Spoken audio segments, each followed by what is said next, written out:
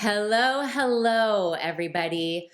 To all of you, I say good morning or good afternoon or good evening, because we know that there are those of you that are here are from all over the country and the world. So we're really happy to be with you. I'm Alicia. I'm Erwan.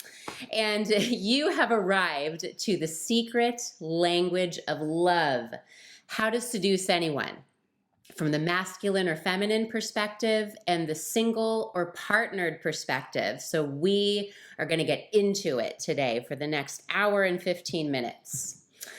Okay, so this is how it's going to go. We are going to spend some time exploring the secret language of love, and we're going to go into skills and stories, and we're going to show you videos so you get a taste, a sense, a feel of seduction from both the masculine and the feminine perspective. You can actually bring it into your life after this.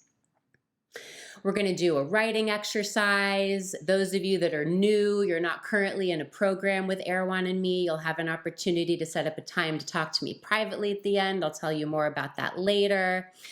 And we'll be taking some questions and some shares for those of you that want a little one-on-one interaction.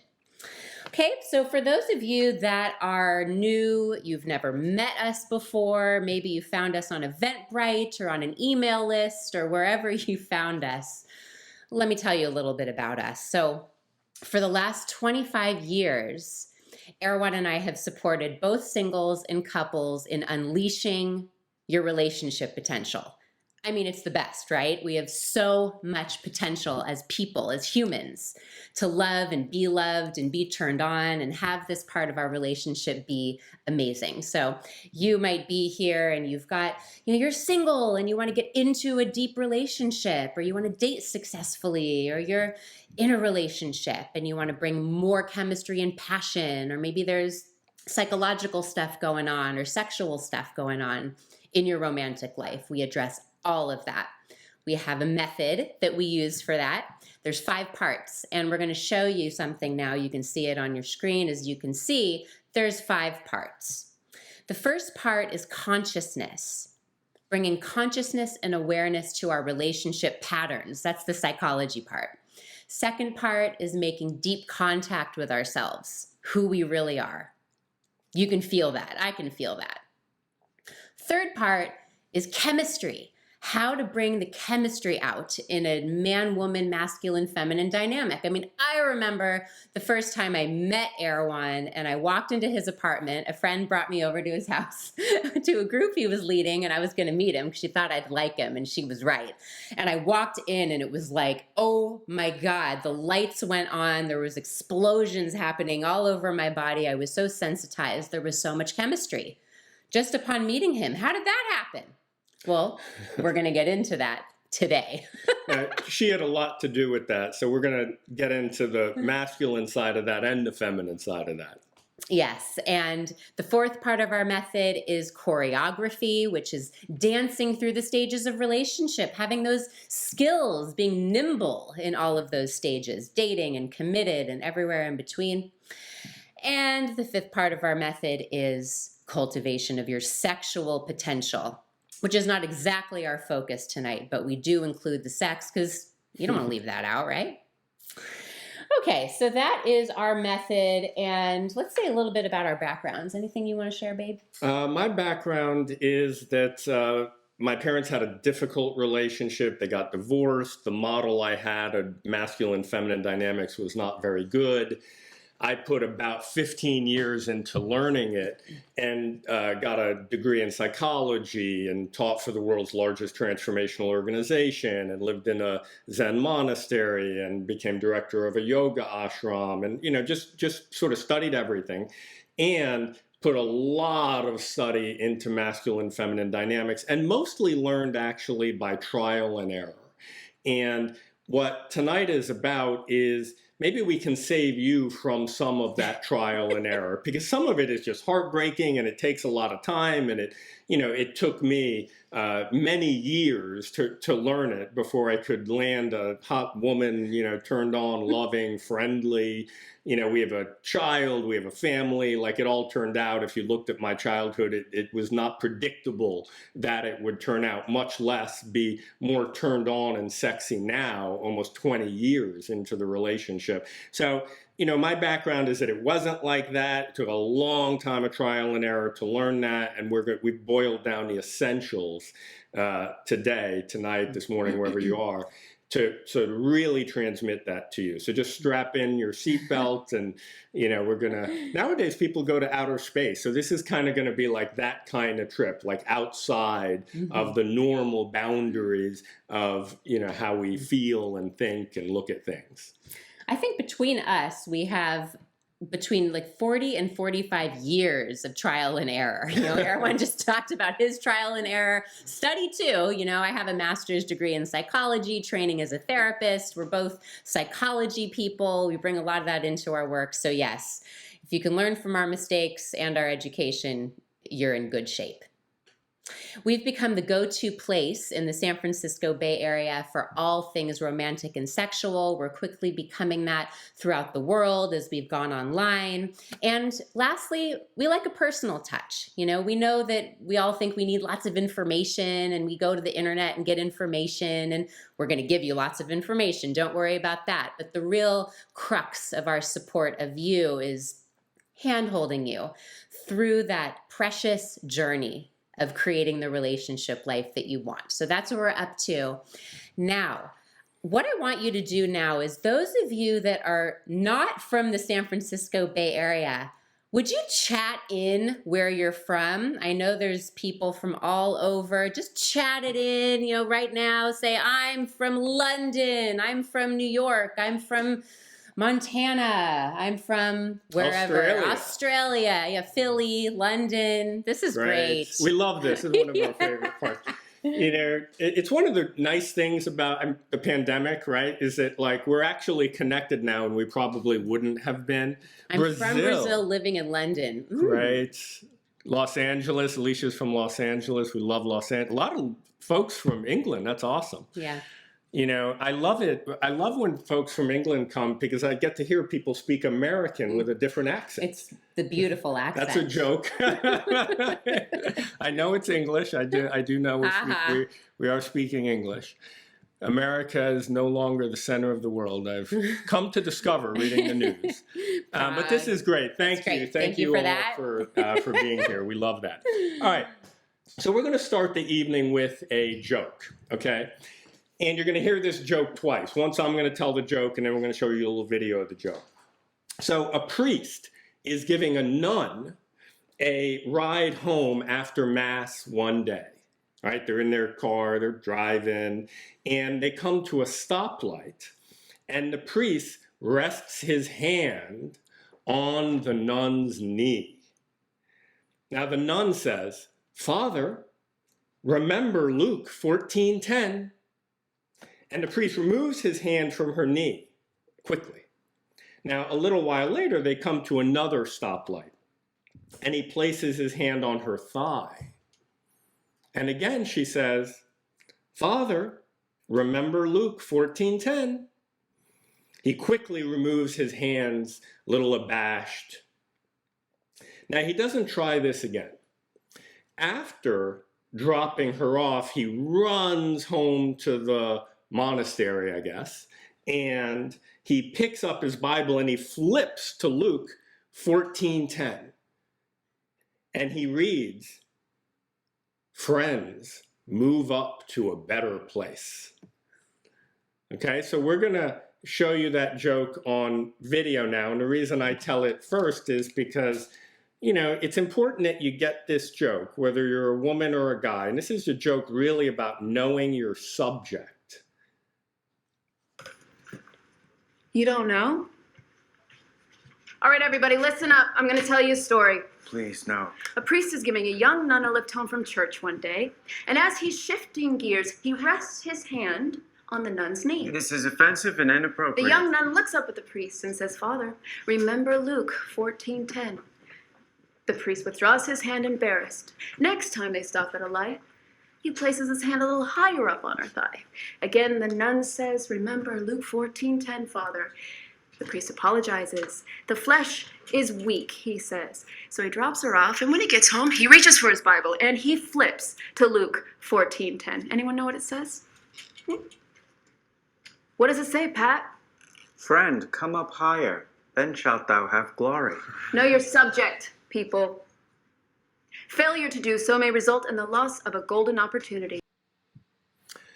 I love that joke. And the point is knowing the subject, masculine, feminine dynamics, especially what is she interested in? What does she want? And notice that the nun in the joke, in the story, is talking in code. Sometimes when we do a topic similar to tonight's topic, we even call it the female decoder ring.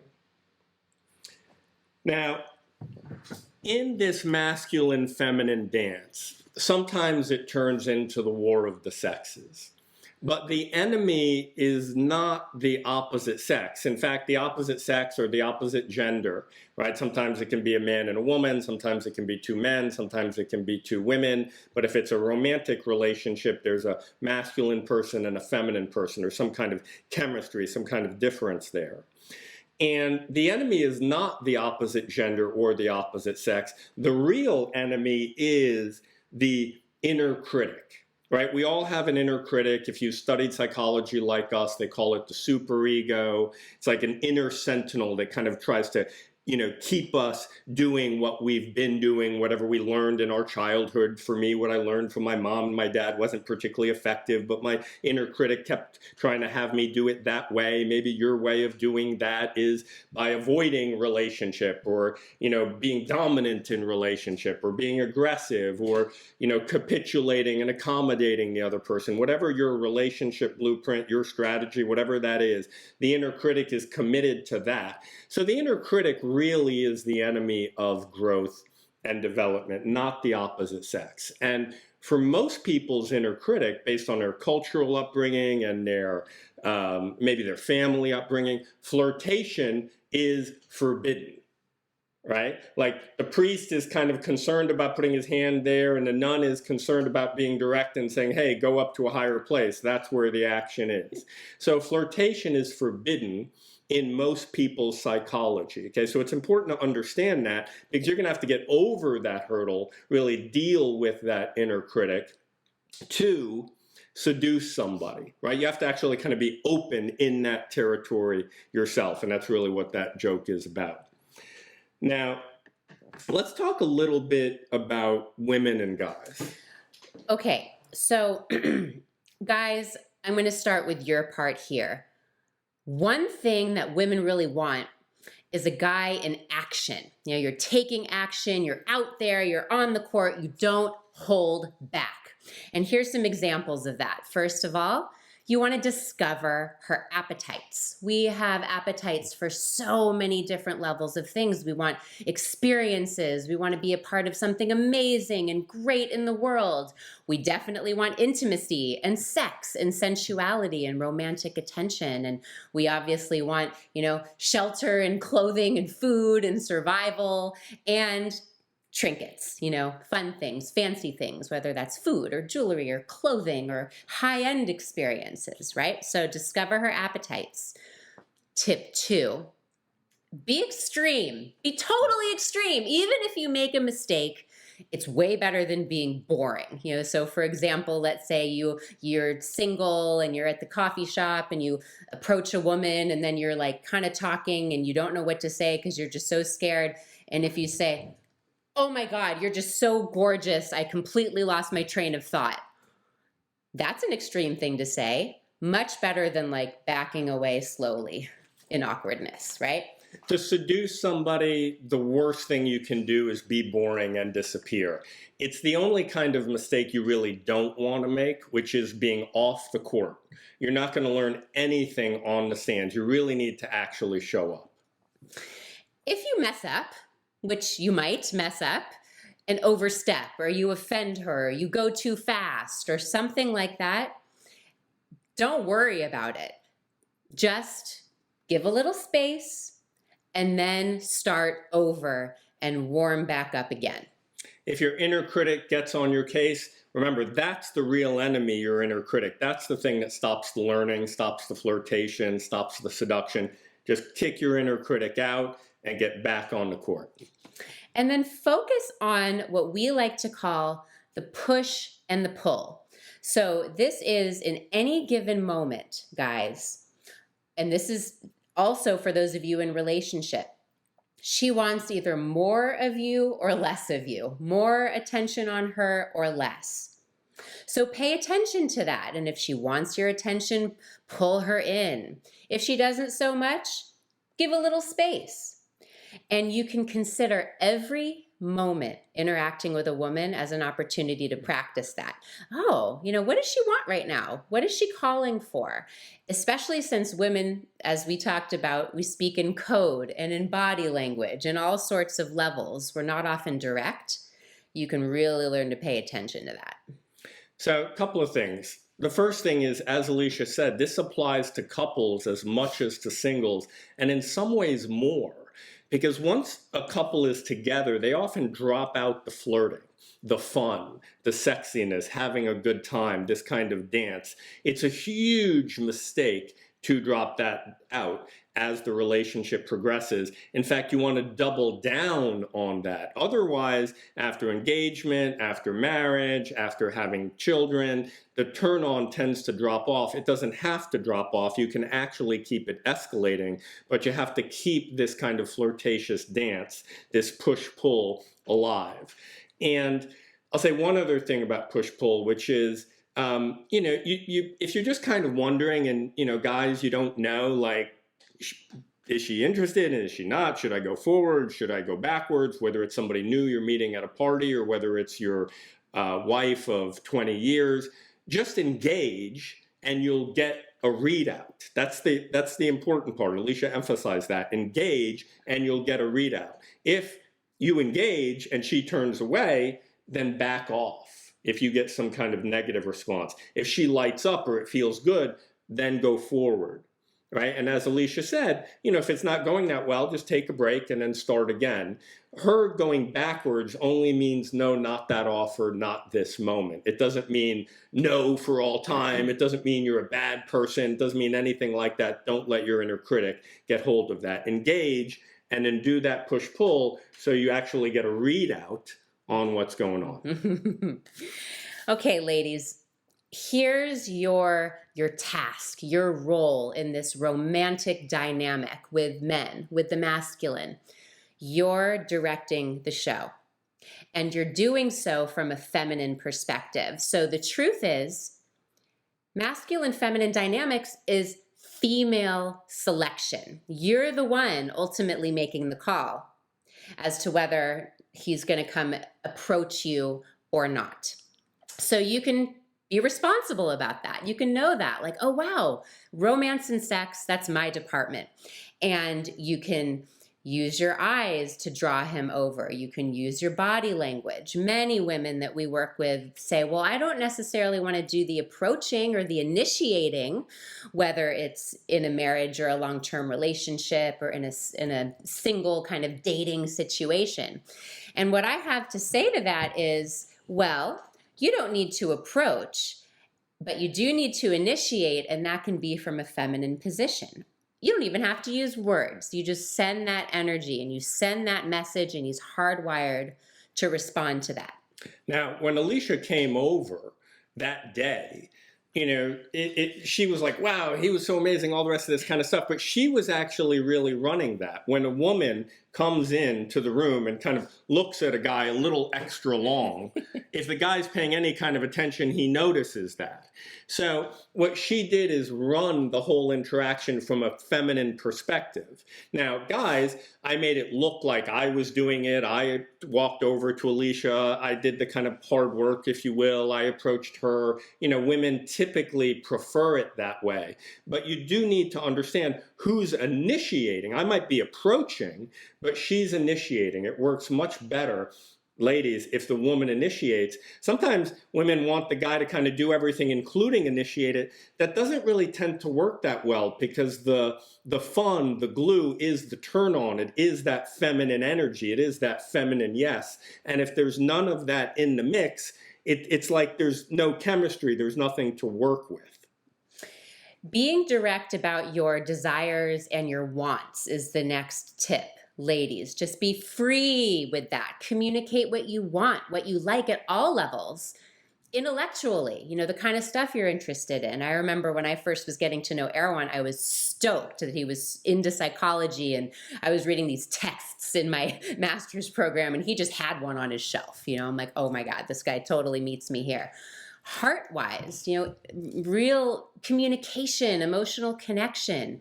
Body-wise, what are your appetites? What kind of food do you like? Experiences. And don't forget about the sexual, intimate, romantic center. Communicating your desires so he knows and can deliver on those. Now, just as we said earlier, your only enemy is your inner critic. That's it. Sometimes as women, we can be like, oh no, I want too much, or is this okay, or is it? No.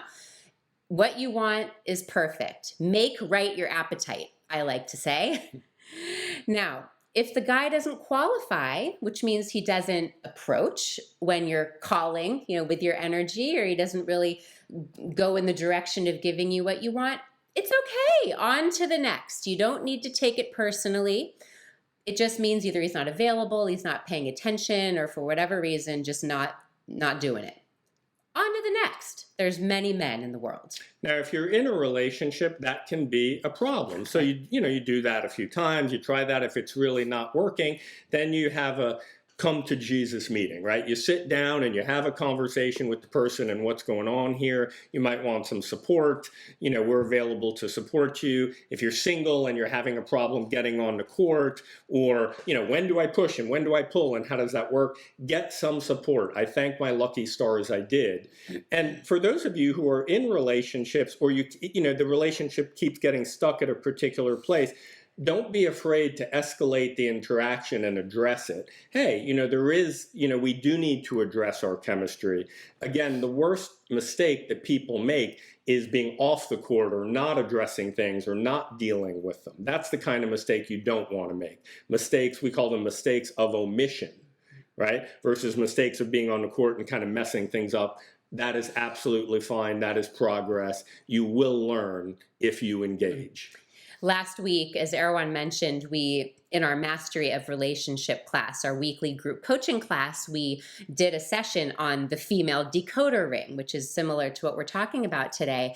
And there was a woman in the class she's new to the class, and she's like, I want this new guy that I'm dating to know all of this stuff about me. I'm not sure how to say it. We said, bring him. It's an open to the public class for that night. You can bring him. So she brought him and kind of put him in front of the computer, listening to this.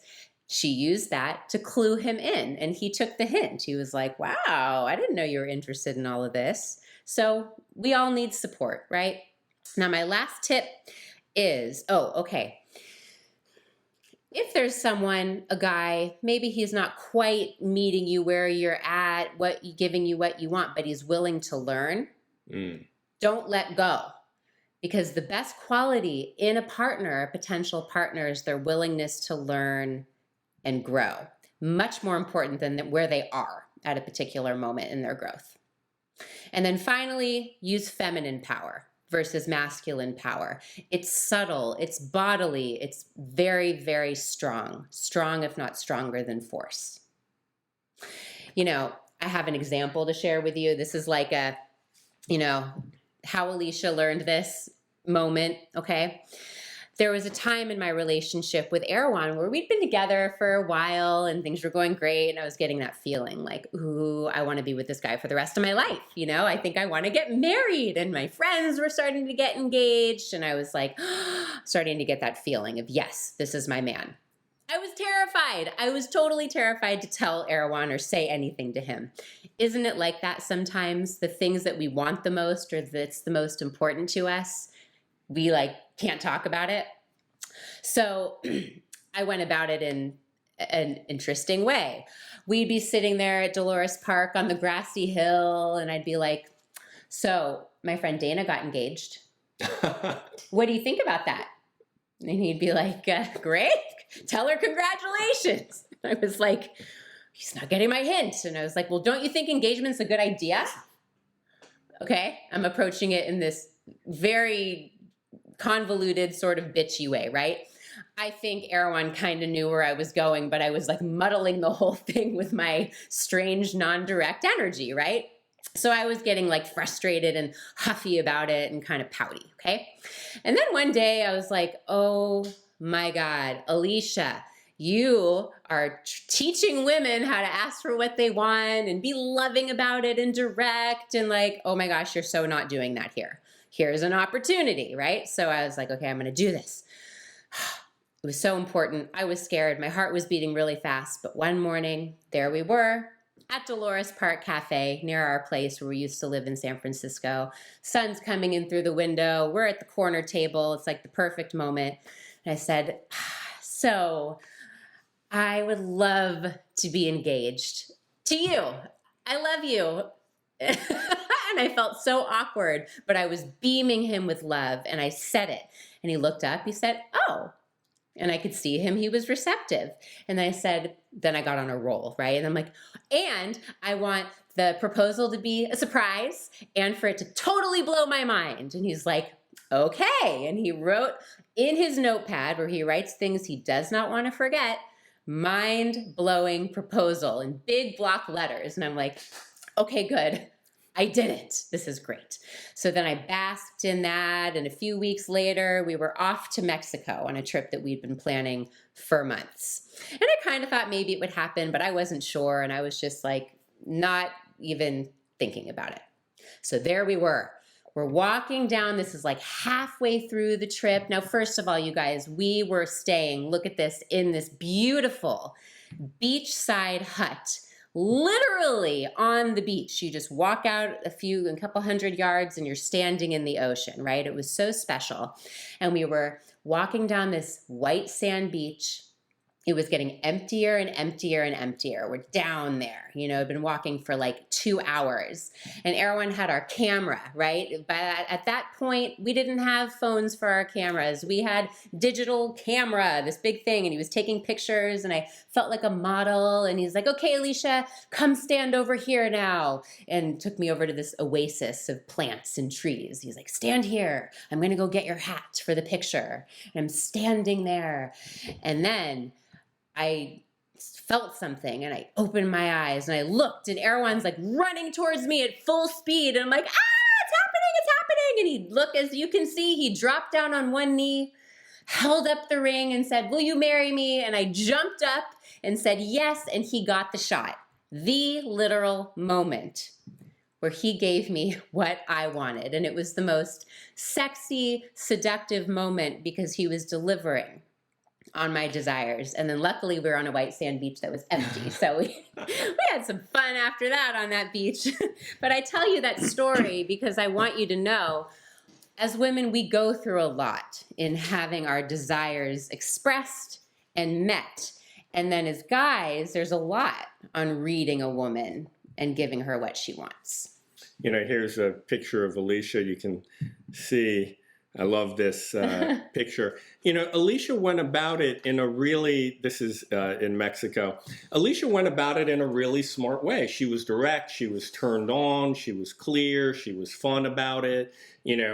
I had worked through enough of my issues from my past to pay attention to what she wanted, to kind of take the lead, have it all look like it was my idea, even though she was running the thing. So you see, there is masculine power. It's very strong. It's very capable. There is feminine power. It's very strong. It's very capable. But they're different. And it's a dynamite combination together. Okay? So hopefully from that story, you got the essence of seduction from a feminine point of view and a masculine point of view. Now, I want to show you really masterful seduction in a video clip. I'm going to show you this video clip, and then we're going to go through it and break it down. Video clip is 2 minutes long. It's really fun. It's James Bond. Okay, so I think you're going to really enjoy it. There's a lot going on in this video clip, so really pay attention, lock into it, so you can see what you can detect, and then we're going to break it down right after we show it to you. Suivi. C'est suivi. The house will cover the difference. Bien, madame. Oui, monsieur. Changeur, s'il vous plaît.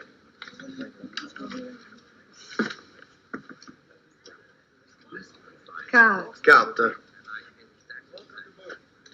9 à la banque. I need Carte. another 1,000. I admire your courage, Miss. Trench. Sylvia Trench. I admire your luck, Mr. Bond. James Bond. Mr. Bond. I suppose you wouldn't care to raise the limit. I have no objections. C'est pas possible, madame. C'est illégal, monsieur. Now. C'est suivi, monsieur.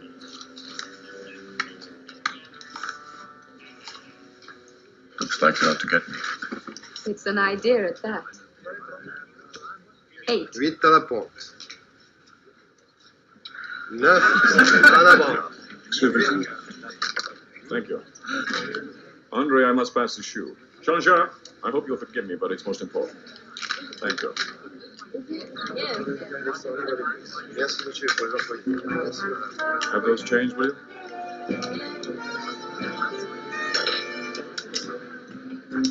Too bad you have to go. Just as things were getting interesting. Yes. Tell me, Miss Trench, do you play any other games? I mean, besides chemin de fer. Golf. Amongst other things. More afternoon, then. Tomorrow? See you. And, you could have dinner afterwards, perhaps? Sounds tempting. May I, let you know in the morning?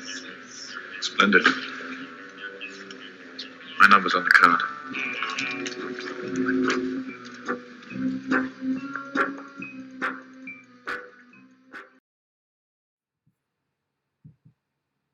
All right, so we're going to go through that video again and break it down. Now, the first thing I want to say about that video is to notice that they're obviously having a conversation about romance and sex and getting together, but not once do they say that directly. The whole thing is in code.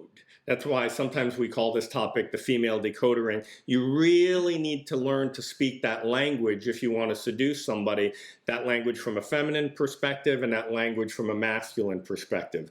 And it's done masterfully in this video. So watch for the code, and we're going to explain it as it goes along. Sweetie. C'est suivi. The house will cover the difference. Bien, madame.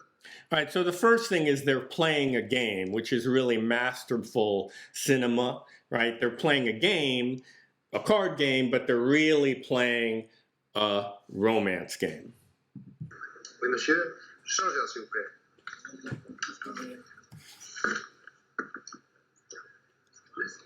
Carte. Boom. That look right there, she initiates the romance with him. She's not sort of passive and a wallflower or anything. In a half a second glance, I hope you didn't miss that, she initiates the whole romantic interaction right there. 9 à la banque. Now, he loses the first hand, right? So clearly, she's on top, and he has no problem with that. So it's because James Bond is a very masculine, empowered character, but they understand she's running that. She's running that show. He even loses the first hand. It's not by accident. Need another 1,000. I admire your courage, Miss. Trench. Sylvia Trench. I admire your luck, Mr. Now, she says he acknowledges her, right? And then he says he admires her. He's talking about the game. He's talking in code, her courage, right? Because he lost the first hand, or maybe she lost it. I'm not exactly clear on that, but it doesn't matter, right? Then she says, I admire your luck, right? So he's lucky that she's paying attention to him. Bond. James Bond. Mr. Bond, I suppose you wouldn't care to raise the limit? Okay, so he's playing. She's like, oh, this guy can hang, right? So she then says, oh, would you like to raise the limit and make this game more interesting, right? The subtext is obvious. I have no objection. Now, this is James Bond. So James Bond is like cool as ice. He's like, I have no objections, right? He's got the, the whole British treasury to play with.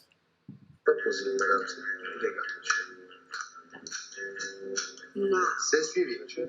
Boom. Now, I hope you caught that look. She's like, all right, now we're going to go. Let's see what you got. He doesn't break the gaze. She locks in. She doesn't do the coy look. She locks in this time, and he's right there. She leans into him. He leans into her. Looks like you're out to get me. He says, looks like you're out to get me, right? Again, he understands what's going on. He understands the female selection, who's after who in the interaction, but he doesn't embarrass her, right? He lets it be about the game because women don't usually want that acknowledged that they're sending out that kind of energy. They always want an exit visa, so to speak, just in case they want to escape the interaction or when they do want to leave it. It's an idea of that. 8. Huit à la porte. 9. That's actually where he loses the game. I think in the first hand she actually lost, but that's where he loses the game. And he's totally cool about it. He has no problem with that, right? Like as Alicia said, you lose, it's fine, you take a break. He's going to get up from the table. Notice how she responds to that. Thank you. Andre, I must pass the shoe. Jean-Jacques, I hope you'll forgive me, but it's most important. Thank you. Now, obviously, he's a gentleman about it, right? He's not pouting. He's not pissed off. He's just a gentleman about it. He excuses himself very politely.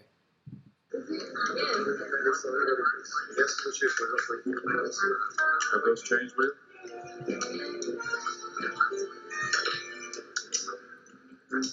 Too bad you have to go. Just as things were getting interesting. She says, too bad you have to go, just as things were getting interesting. So he departed, right? But now she's following him. One of the things, guys, is women want to want. James Bond isn't all over her, squashing the turn on out of the interaction, right? So she's interested, and she's still speaking in code about the game. Yes. Tell me, Miss Trench, do you play any other games? So he ups the ante. Do you play any other games, right? The romantic subtext is obvious. I mean, besides Chemin de Fer. Golf, amongst other things. So she says golf. She says a very feminine kind of avoidant answer, but then she comes back in. You notice all the push-pull. She comes back in with, among other things, gives him that super sexy look. More afternoon, then. Tomorrow? He then, every time she ups the ante, he's like, okay, great, let's up the ante. He says tomorrow afternoon then. And, we have dinner afterwards, perhaps? Sounds tempting. So he goes all in. He's like, tomorrow afternoon, let's have dinner. He's very smooth about it. And notice how she responds. May I let you know in the morning? So she does that very feminine maneuver. She pulls back. Once he's all in, she pulls back and she's like, oh, I'll let you know in the morning. And watch how he deals with that. Splendid. My number's on the card. He takes off. He pulls away, right? He's out of town. Okay, great. Here's my card. He doesn't get her number. and chase anymore. He's really mirroring her. She pulls away, boom, he's gone. He's exiting the interaction. Watch what happens. He's so in tune. Watch what happens as he exits.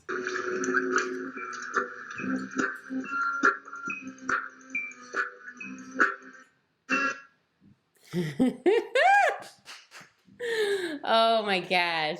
That was so fun and such a perfect example of what we're talking about. Ugh, I love it.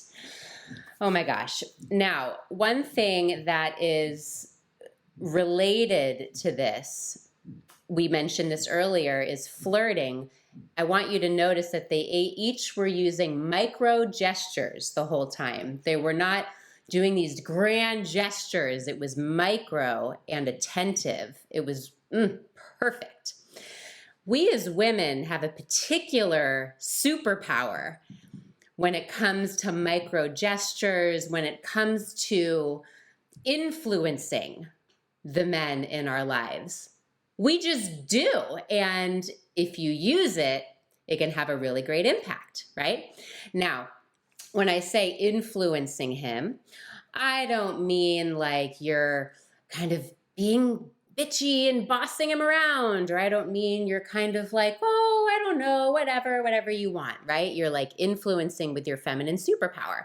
You know, a few weeks ago, Erwan said we had this free Sunday afternoon, and he said, hey, why don't we get in the car and drive across town to the Embarcadero and go to a coffee shop, and then we can walk along the water.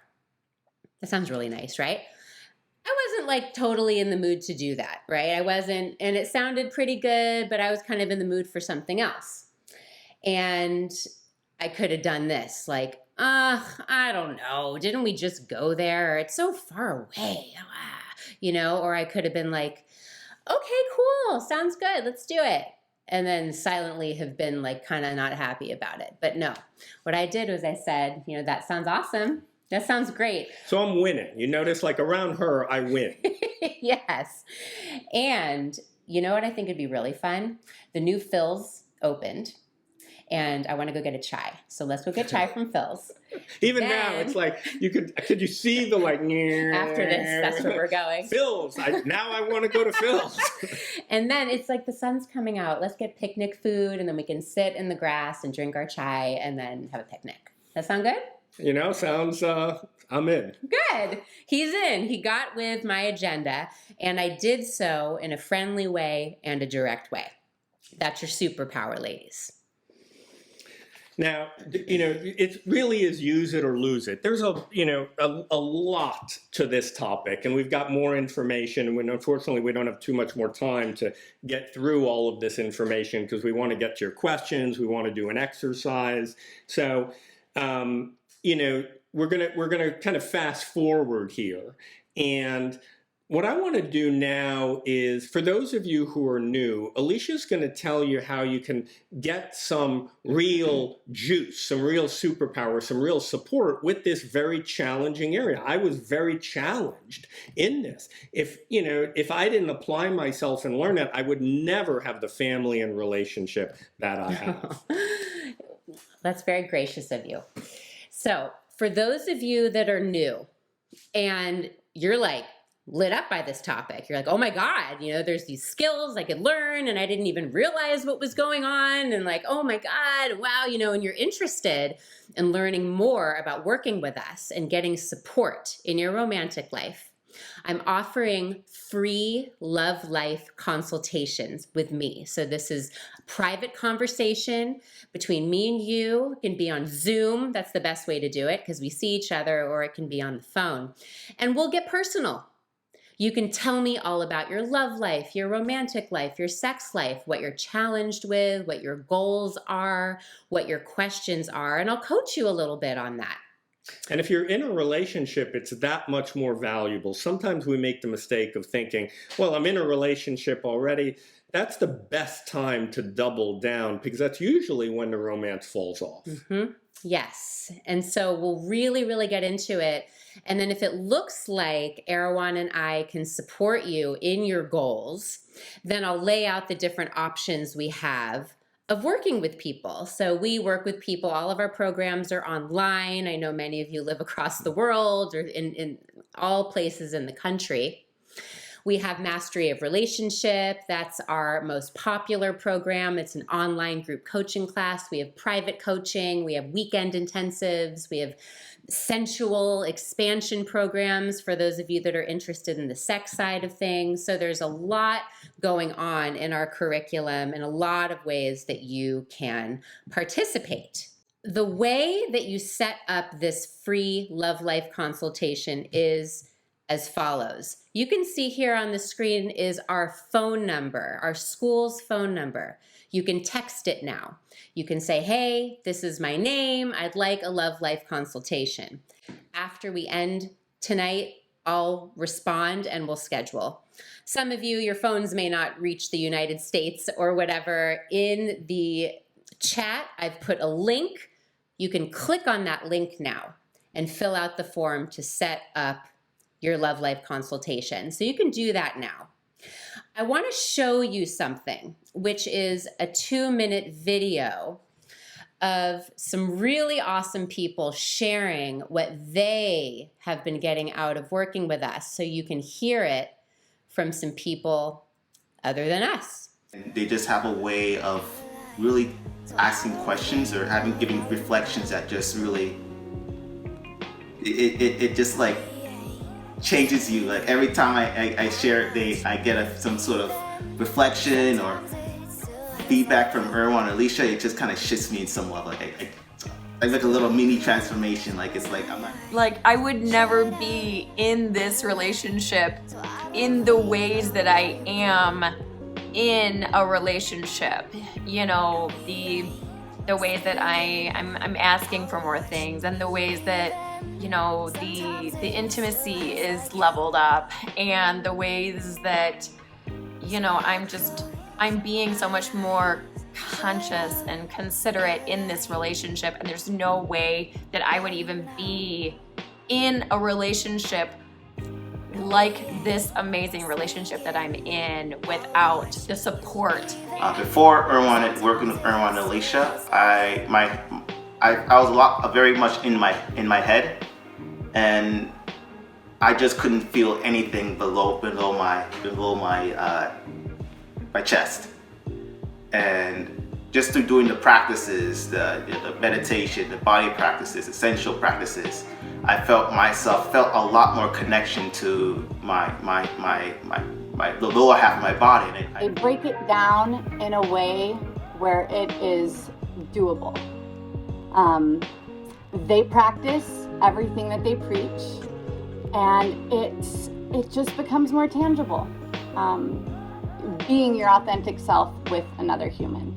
It makes me a lot more confident, a lot more knowledgeable. I can actually go and say, hey, I know some skills that I think you guys will love. And I'm like, oh, what kind of skills are those? And say, oh, yeah, well, give me another date and I'll show you. So I was like, that kind of confidence, that mysteriousness. And it's just been an amazing experience working with them.